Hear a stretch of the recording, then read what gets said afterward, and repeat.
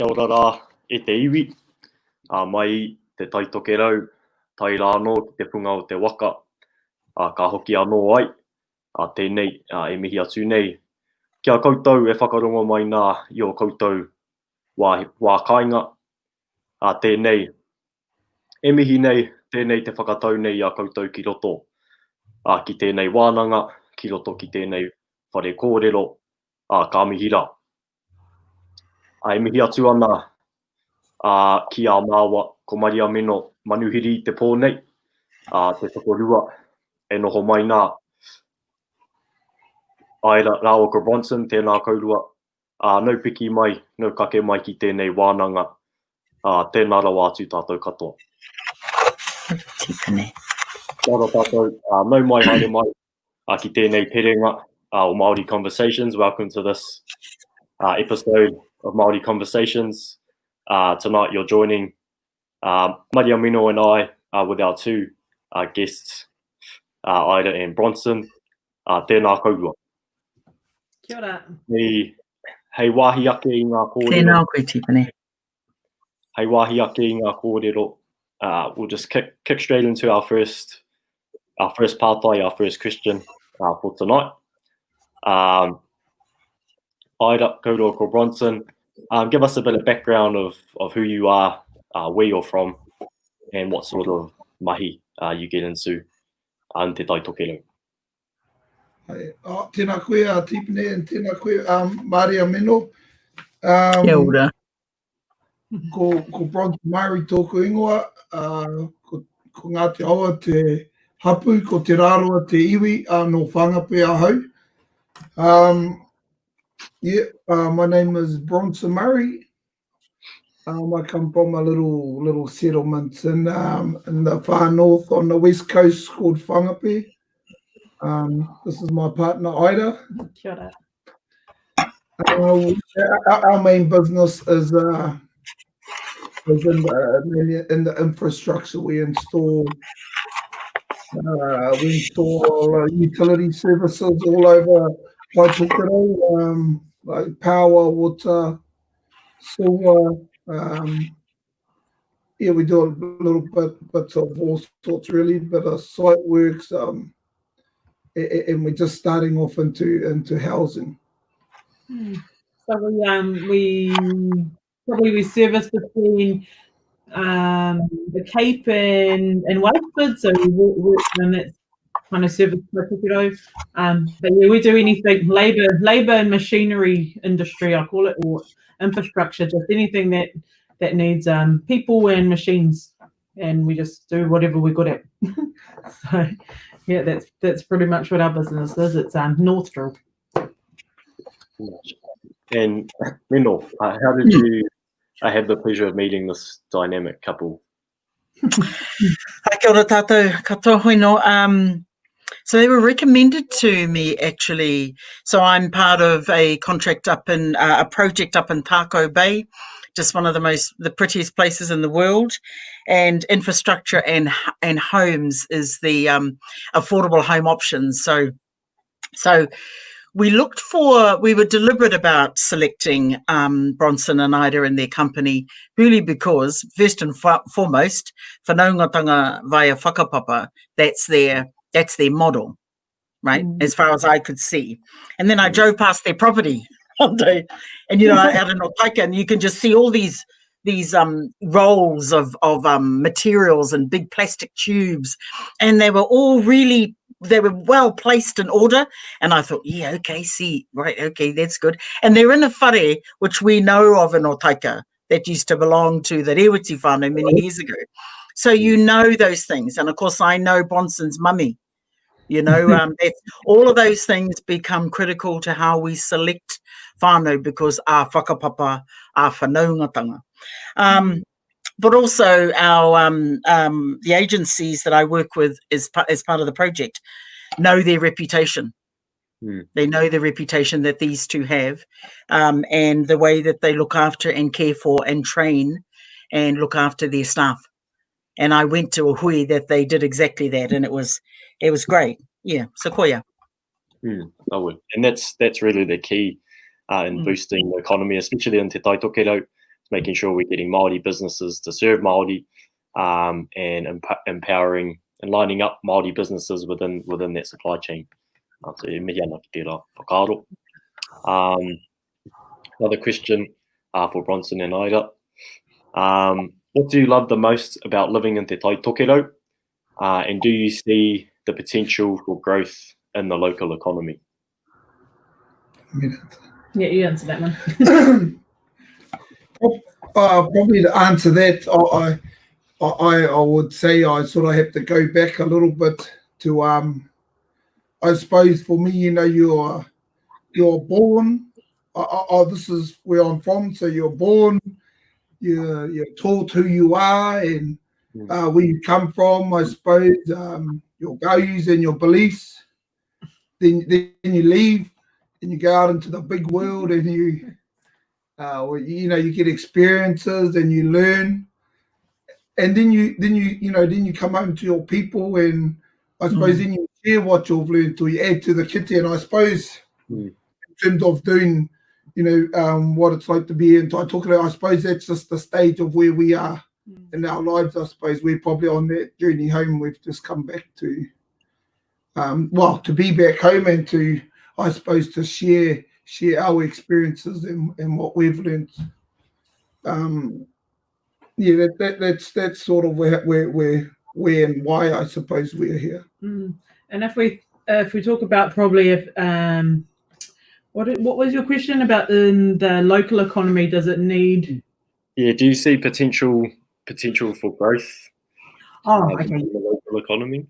Yeah, so on that, I suppose if you look at Tai Tokerau, man, there's a need for growth with our employment, our housing, infrastructure. So there's a need for growth. So yeah, definitely. I think there's potential because the need's there, and we just need to do it. I'll probably just to touch on that too, Tipene. I think there's a need just to get us on par, really. To get us our families into houses, to get all the roading there, to get the internet all the way out to our settlement. We through this lockdown, we're out. There's no internet out there. They're sending the schools, our kids that were up home, because we wanted them out of the city, I suppose, and back home.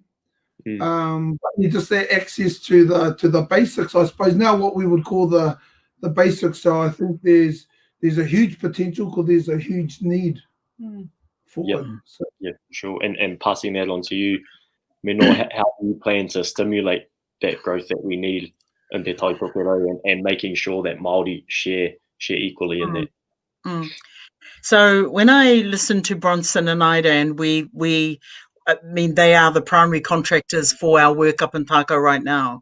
And I would expect to continue that they do all of that work and continue and grow their business, because their model fits the values that when we get into business, when I get into business, it's our model is different, Tipene. So I was catching up with an accountant, Māori accountant from Tai Tokerau recently, and he finds that whenever he's in groups, particularly when there's maybe one or two Māori, you can see the way in which Māori engage in these conversations about business. The motives are quite different, because the story is different, and so the way we would understand and build is our motive is about our own. And it's about our marae, and it's about, generally speaking, that's where we link back to. It's not so much about investment, not in the way in which others understand investment. We invest in ourselves, in our whakapapa, and in our own places that matter to us the most. And that's our places, our people, and our belonging, where we belong and how we belong. So I think even understanding what business, the whole term means, that's different. So I'd expect that when I'm carrying this conversation up to the 19th of September, we're driving the way in which we insert ourselves into business, which the motive is different, the model is different, and it works better for us and all of our own. So do I expect this, jobs? I want that to mean Māori jobs for Māori whānau and Māori businesses. Nice. Sure. Awesome. Another question for Ida and Bronson. This question is particularly relevant. How have you found guiding your business through the COVID-19 environment? And what were the key challenges and lessons that came from that recent period? Probably just quickly for me, just to touch on, just listening to what Meno just said there quickly. Like for us, our goal is to help our people. I suppose the business is only the tool that we are using to do that. So if you look at it, right, if we come back to the COVID one, that was I suppose we've only been going for 5 years, but it was I suppose it was a challenging time, like at the start of it, with all the uncertainty. We had 47 so we got 47 families that I suppose that for me, it felt like, straight away your weight on the, how we're going to provide for them. So that was it was a good challenge, something that I'd say I've come out the other end better off. But just to know that in that short of a time to be put under that sort of to be put in that situation was a very good learning curve. And I suppose to come out the other side of it, we had 47 going in there. We kept them all employed, and Nida maybe can touch on what we did through there. But it was I suppose for the uncertainty, not to know how long this was going to go in there. We sort of went into a bit of planning and a bit of survival mode, but we had our team was pretty awesome through there, and I think it was actually a blessing in disguise, to be honest. Yeah, I suppose on that, so I don't want to make it sound too positive, because I know that there was a lot of businesses in that did struggle through it, but for us it was, I would say, a blessing in disguise. It kind of gave us the opportunity as a business to maybe to do all the things that you're supposed to do that you push to the side because you're always under the pump. That's pretty much what we did. So operation mapping, structures, policies, all those kind of things. Our team worked on that. We had 47 staff every day. Like they had a structured plan that they had to do. So we had Zoom meetings every day with their supervisors, and they upskilled and did lots of training. Just doing the basics too. It was like it was just a good time for reflection. We had a young team, so they had to get up and learn how to cook kai, I suppose. Make sure they had a training routine. Something that I suppose maybe some of us older ones might take for granted, but it's something that is that not there's no takeaways open, so it was a good thing, really. We had a lot of young team that just had to learn how to cook kai, how to save money. We trained, and I think it actually brought, even though we were probably further apart, it probably brought us closer together, because we did a lot of what do you call it, the everyday Zooms. Zooms, just catching up, and I suppose it was pretty cool too, because you were so lone. It was actually real cool to actually see your mates on there and have a yarn. And then, man, when we got back out of it, far out, there was all the bubbles bursted in one hit. We're still in level 3. So I think the COVID was I think we definitely got some good benefits out of it, and it was a good time, I suppose, for us ourselves and all of our whole team, just to reflect on, I suppose, what is actually important in life, maybe, and just take a chance to stop and have a proper thing or proper time to think without racing down to catch the shop or whatever. Yeah, definitely. These sorts of challenges definitely put things into perspective. You just sort of reprioritize your values and what you put in on top. I also like what you said about how business is really just a tool that you use to empower the many whānau that come under your protection and your employment. That goes back to what Meno was saying before about Māori principles and Māori values. being used as a foundation for Maori businesses and the economy as a whole. So e mihi ana ki rā kōrero, ki rā whakaaro. Meno, throwing back to you, just from the kōrero, from mine and Bronson's kōrero, do any of these challenges that they've mentioned, any of these lessons resonate with your experiences, particularly on the whānau ora front in battling COVID and protecting our whānau?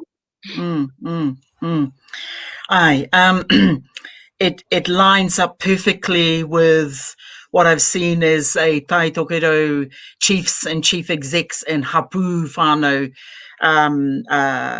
preparing and making whānau safe.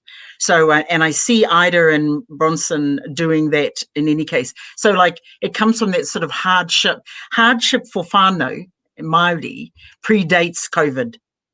So it's perverse. We have this already kind of like wired for poverty, eh?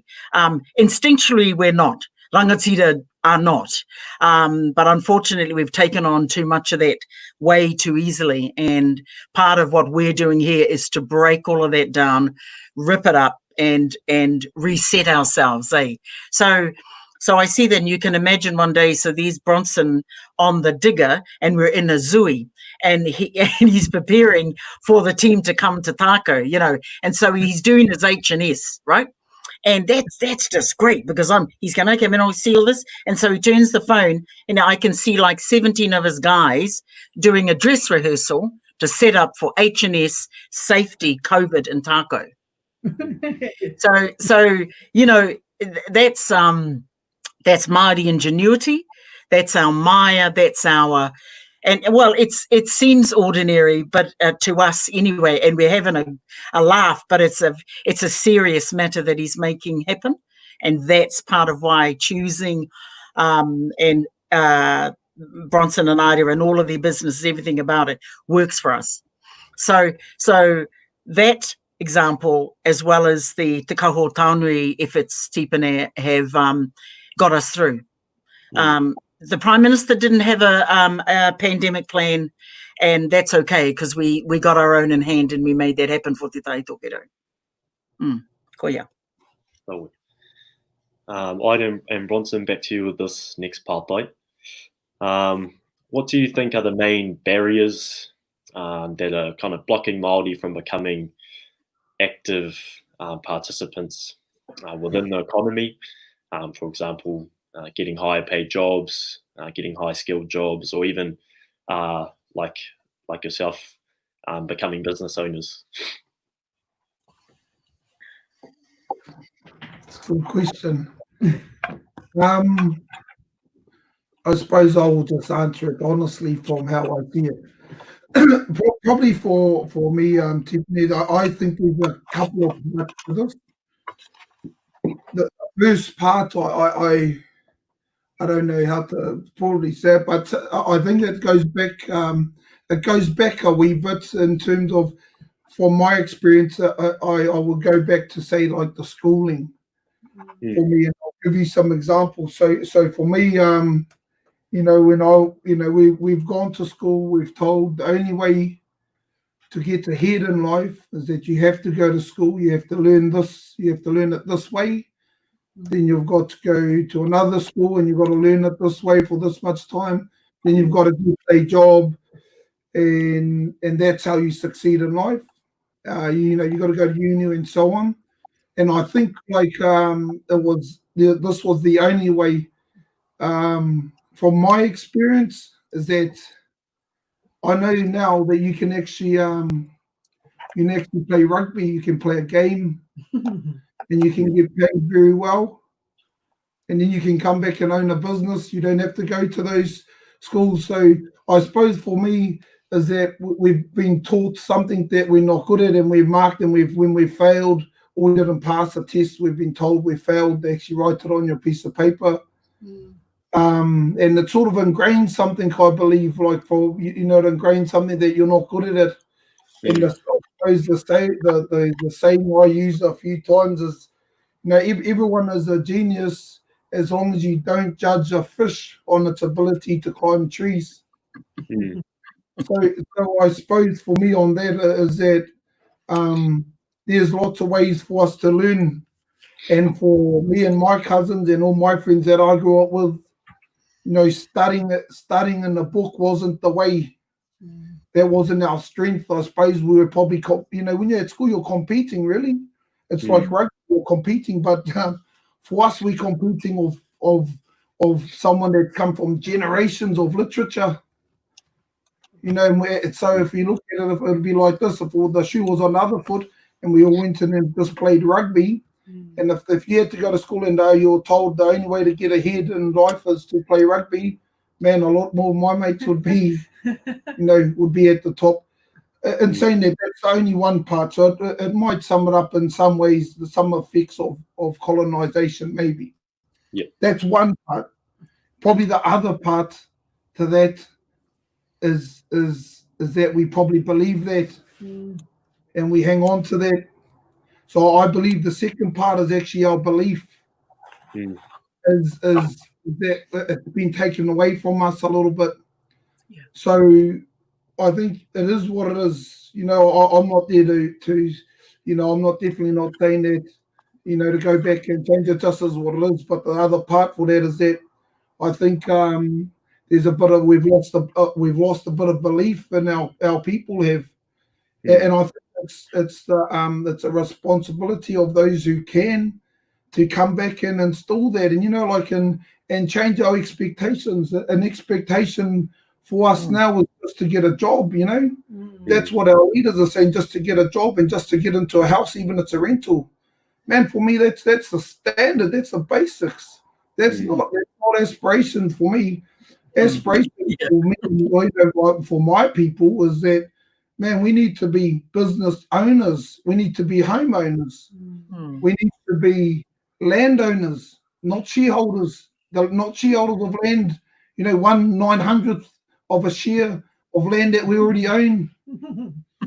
So for me, I think it's a responsibility of people that can is to set, you know, is to set the target high for us. Don't set it low and say that getting a job is good enough. That's what I believe is holding us back a bit. First is there's lots of ways to learn. We don't have to do it one way. It's a big world, and the second one is that our people that can and in the position to say is to not set not to set that expectation low. You know, if you say that a lot of things I hear we talk about, you know, just getting employment, that's not a good life for my people. Like that's not like here in our team. That's not we're about is not getting just to get a job. We need that's a start. I think you know that gets our head above water, but we need to be striving for a lot more than that. So I think that in itself, their belief in being able to do that, and the people there can help instill that or set those aspirations for us is a part that I believe is holding us back. I'll just add to that too. So probably, man, another thing too.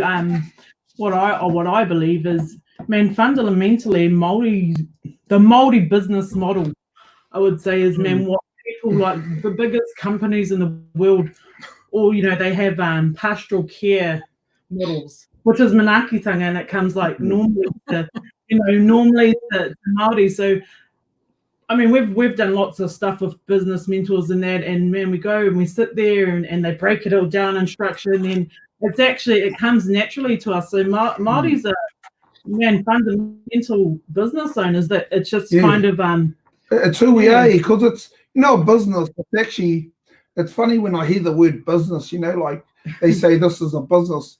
This is just life. Yeah, you know, this is not a business. This is just life, and you know, there's aspects of it that's probably been worded as a business, but man, it's just life. You got to bring, you know, it's whanaungatanga, that manakitanga, all of that. That's just part of life. We don't, and I think, but it's a key part of what this life that everyone else calls business.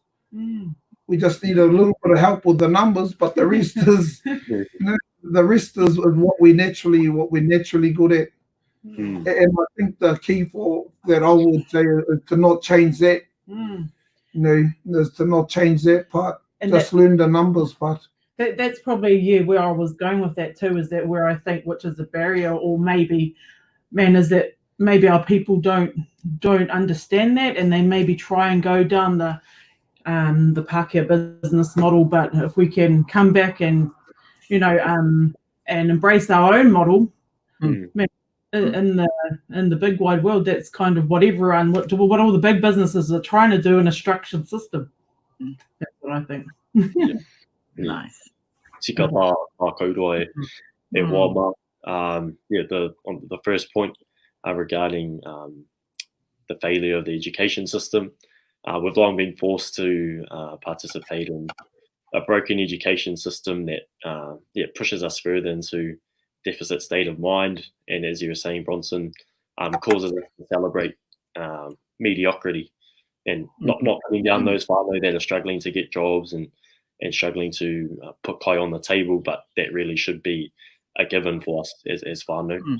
And also the education system, as you said, either forces us to follow mainstream models, whereas if we look at the whakaaro and the models that are inherent in us as Māori, those are really the solutions and the key to our success as Māori. Meno, he whakaaro mo nei kōrero. Aye, we know. But as I do that at Tipene, I'm just watching the comments, and they're just marvellous, and recognising all of them are whānau, and they're not saying horrible things about us, in Bronson, as we wondered whether alpha. No, they're wonderful things, and they're straight, and they're typically Māori responses and solutions. It's wonderful, really. Our whānau from Taupo even. Oh, he's my uncle here now, so okay. And one of the comments which I do want to refer to if I can is not it asks, I guess, to there's us and us looking up Māori for Māori by Māori as Māori and others. And the thing that we know about how we are is that in 1840 we welcomed others. We agreed, we accepted a document that was laid, and we signed with great faith. And so we know what that is already. We already did that in 1835, and we did that in 1840. Unfortunately, it hasn't been delivered in the way in which we expected. So this is the tipping point to bring that around and make that matter in the way we know how. So I want to refer to that just to one of our wahine that was talking to us in these live comments, which are just going off, by the way. Hara mai te tai aua.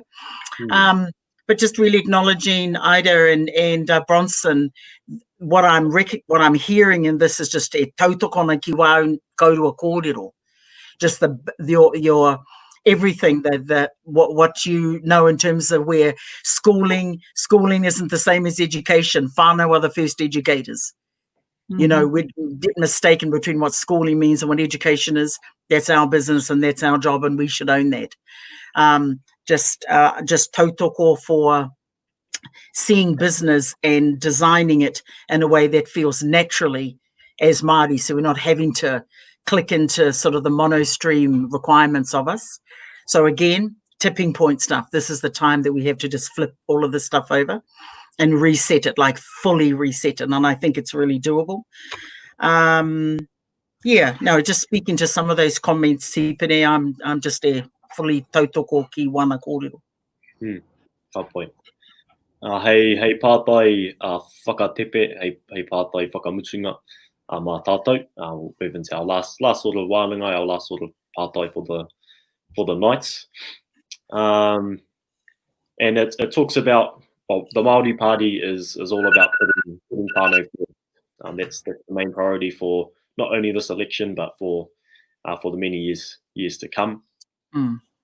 Ida and Bronson, I'm looking for two perspectives on this question. And you've already covered and mentioned some of these points. But as a business, as a Maori business, and as Māori living in Te Tai Tokerau, what does this mean to you, your whānau, your people? I think from my side, Tipene, is that look for us, we don't need a hand. We're not looking for a hand out. We just want an even start. We just want a hand up, I suppose. Get started at the starting blocks instead of being pushed back or always on the back foot, I suppose. That's what I've learned in business, Tipene, is that my short time here is that we're starting way at the back. Yeah. So we don't need we're not looking for a handout. We can take it, we can make our own track. We just wanna even start, I suppose, to put it in simple terms. We just want a hand to the start line is all. And we'll take it from there. Gosh, that's pretty much. I was going to say the same thing. You took the words out of my mouth. I suppose, just exactly what Bronson said. I mean, that's what we've seen that from start. We've kind of always been on the back burner. You got another one? Come on. And I would say what would be, Right. Like is just to see a little bit of a bit more belief,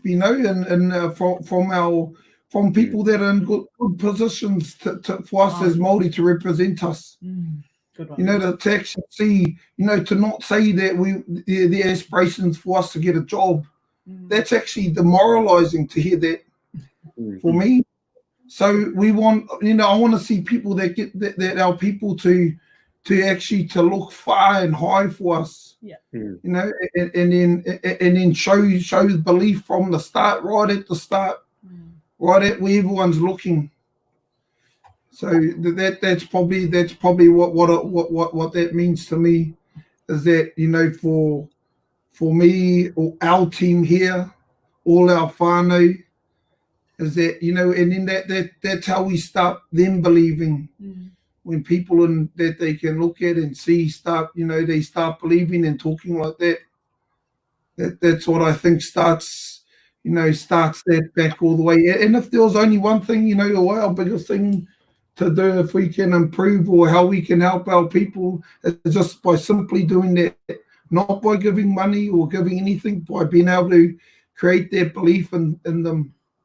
That's what I believe is the most important part. So however we do that, Neno, please.